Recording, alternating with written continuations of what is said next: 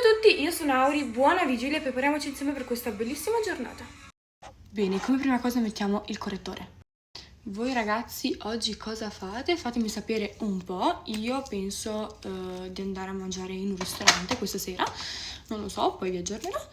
E nulla, allora mi serve la spugnetta, ecco, ho messo anche le canzoni di Natale. Bene, adesso stendo tutto. Comunque ragazzi, io penso che il Natale, cioè proprio sia la festività più bella del mondo, perché è un momento che passi in famiglia, con i propri zii, cugini, mamma, papà, stupendo. E niente, ma anche i regali ragazzi, i regali secondo me sono la cosa più bella, i regali sono la cosa più bella.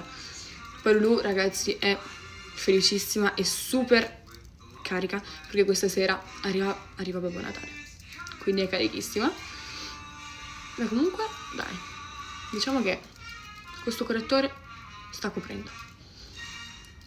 Ho anche il pigiama di Natale, giusto per l'occasione. Che bello il Natale. Comunque mi devo muovere perché devo registrare una piccola parte di un video. Poi io voglio fare anche un po' di TikTok e anche alcune foto. Ok. E niente, poi appunto dobbiamo uscire a mangiare. E non dobbiamo far tardi. Quindi mi devo muovere. Posto.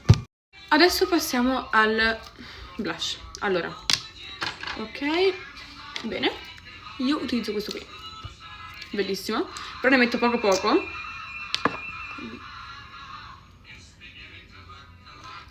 Poco, sì. Ok, poi io utilizzo questo pennello per stendere appunto il blush. Ok.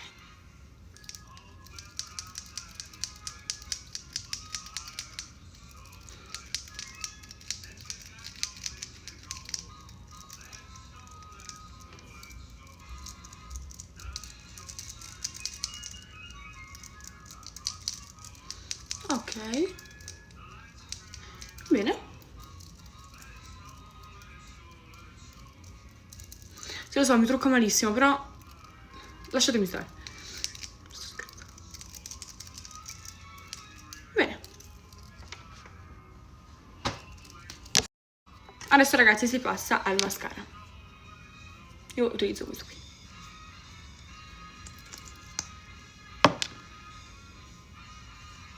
Con calma.